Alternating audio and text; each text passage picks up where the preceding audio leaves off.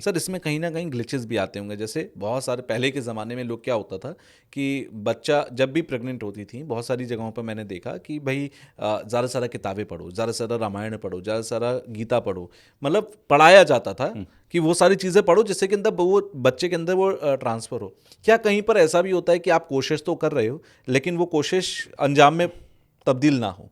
ऐसा कहीं पर कोई ग्लिच रह जाता है कि आपने सही तरीके से नहीं किया, आपने प्रोसीजर को सही नहीं रखा, इस वजह से वो चीज़ ट्रांसफ़र नहीं नहीं हुई? नहीं, देखो ऐसा कोई विशेष वो नहीं है। मैंने मेरे जो अनुभव आज तक इसमें रहे हैं ना, जी। बस एक ही बात यह है कि जैसे माँ बाप के संस्कार पहले से ही खराब है, नहीं बच्चे का। अब जैसे किसी ने शुरुआत ही तब करी जब 3 महीने का बेबी मतलब आ हो चुका चुका था। था। अब उनको तब समझ में आया कि अच्छा इस पे काम करना है हमें।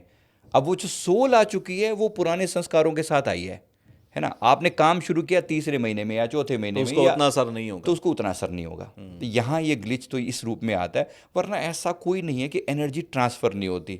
मतलब ये ऐसा है कि मैं खाना खाऊं जी। तो क्या मेरी भूख मिटेगी या नहीं मिटेगी, क्या हाँ। मुझे न्यूट्रिशन मिलेंगे कि नहीं मिलेंगे, इसमें इसमें कोई बात ही नहीं है कि नहीं मिलेंगे।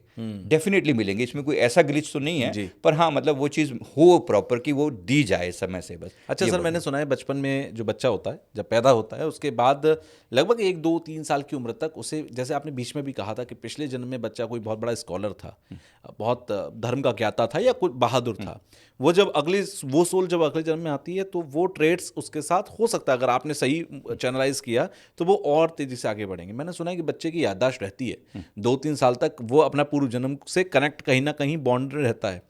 क्या ये चीज़ें भी असर करती हैं कि जब आप उसी तरीके के ट्रेड्स करते हो तो वो मल्टीप्लाई हो जाए? जैसे कि मान लीजिए स्कॉलर था, आपने और स्कॉलर वाली चीज़ें करी तो यस वो एक और ज़्यादा विद्वान यस निकला। यस, देखो ये जो मेमोरी होती है ना, वैसे तो मेमोरी बहुत जल्दी फेड होने लग जाती जी। है, अधिकतर अधिकतर बच्चों की। जी। लगभग 6 महीने तक जाते जाते जैसे उसका कॉन्शियस ब्रेन, छः जी। महीने मतलब बर्थ के बाद की बात कर रहा हूँ, 6 महीने तक जाते जाते जैसे उसका कॉन्शियस ब्रेन थोड़ा सा डेवलप होने लगता है ना, तो उसकी मेमोरीज फेड होने लगती हैं। मतलब पिछले जन्म की जी। मेमोरी फेड होने लगती हैं।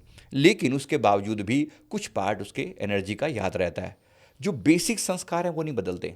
अगर बच्चा सच में कोई ऐसा बहादुर इंसान रहा था, या कोई ऐसी दिव्य आत्मा रही थी, या कोई मेडिटेशन करने वाला रहा था, जी। या जो भी, इवन हमारा बिजनेस भी, आप सोचिए ना, आप पूरा जीवन, एक व्यक्ति 20 30 40 50 या 70 80 साल बिता रहा है, और वो पूरा एक ही पर्टिकुलर टाइप के टॉपिक पे बिता रहा है। मान लो कोई डॉक्टर रहा है पहले, जी। कोई वैद्य, मतलब पहले समय में वैद्य थे, तो वैद्य रहा है, तो ये वैद्य के संस्कार बाई डिफॉल्ट लेकर आया, इसने चीज़ 40 50 साल जिया है उस चीज़ जी। को। बिल्कुल। तो इसके अंदर वो ट्रेड्स मौजूद हैं, ट्रेड्स कभी खत्म नहीं हुए हैं, बिल्कुल। वो आएंगे ही आएंगे कहीं ना कहीं।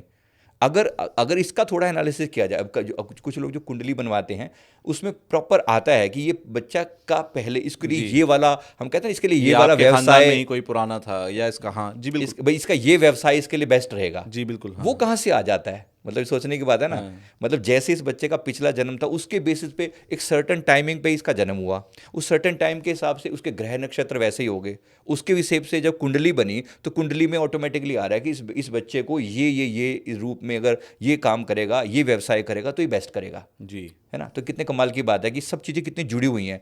परमात्मा की जो टाइमिंग है हम थोड़ी डिसाइड कर रहे हैं वो, लेकिन ये जरूर है कि आपके संस्कार, आपकी पिछले जीवन की जो कमाई थी उसके बेसिस पे आपका जन्म ऐसे ही मोमेंट पे होता है, वो आप प्लान थोड़ी करते हो, बिल्कुल। लेकिन फिर भी वो उसी टाइम पे होती है ना चीज़ें। तो अकॉर्डिंगली फिर जब ये बच्चा उस लेवल पर जाएगा तो वो पुराने संस्कारों का सारा जोड़ जो है वो मैटर करेगा ही करेगा हर हालत में।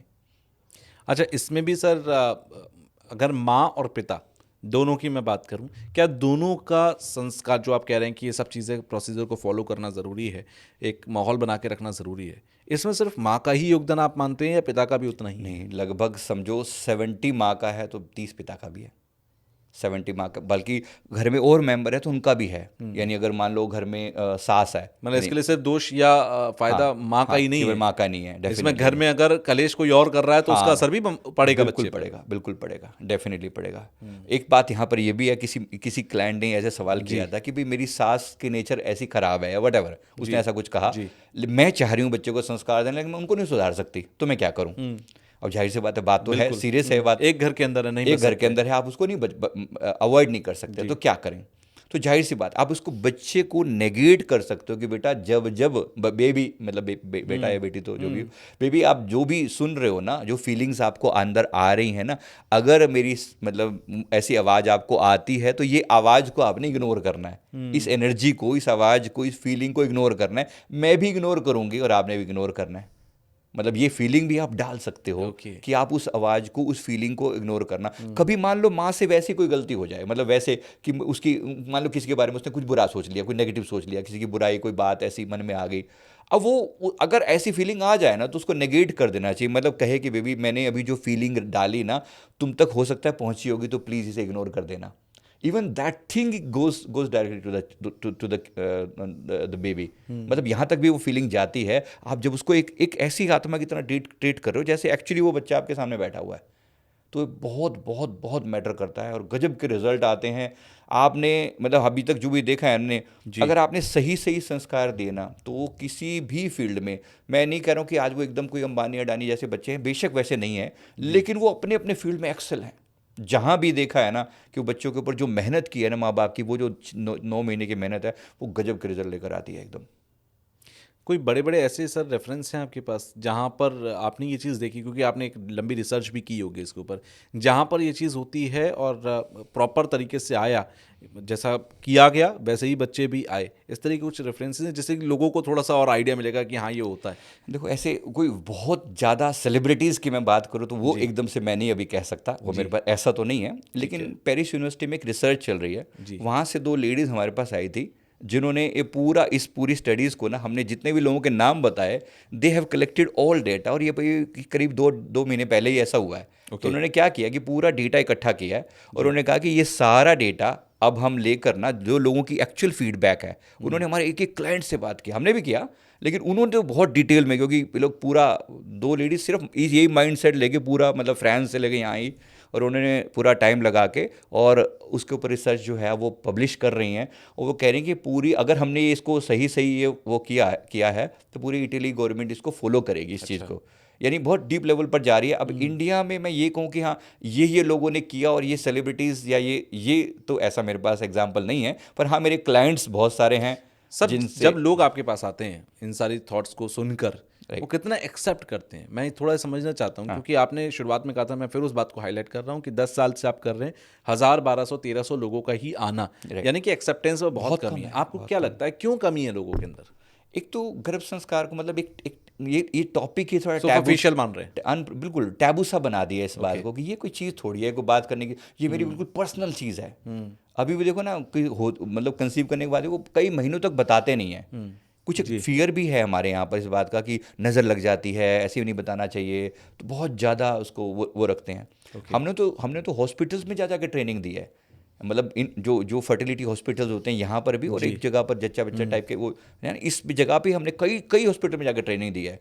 तो वो लोग भी अपने आप को इतना छुपा रहे होते हैं कि मतलब अजीब लगता है कि भाई ये तुम तो आए ही इस पर्पज़ के लिए हो, तुम इस हॉस्पिटल में ही बैठे हो तो फिर भी ये तुम मतलब बात ढंग से नहीं कहना चाहते। बहुत ज़्यादा उसको किया था। फिर हमने गायनेकोलॉजिस्ट से भी संपर्क करके उनके थ्रू रिक्वेस्ट करी कि आप भी थोड़ा प्रमोट कर दो, क्योंकि आप तो उससे डायरेक्ट डील कर ही रहे हो ना। चलो बेसिकली आपकी बात तो वो मानेंगे और मानेंगे, तो आप थोड़ा सा प्रमोट करो। कुछ लोगों ने किया भी है जी। बहुत अच्छे गायनेकोलॉजिस्ट हैं जिन्होंने इसको प्रमोट किया भी है अपने अपने लेवल पर वो बहुत प्राइवेट लेवल की बात जा जाती है, क्योंकि लोग कहते हैं अच्छा कहाँ पर कौन सी साइंस या कौन सा प्रूफ या कोई ऐसा।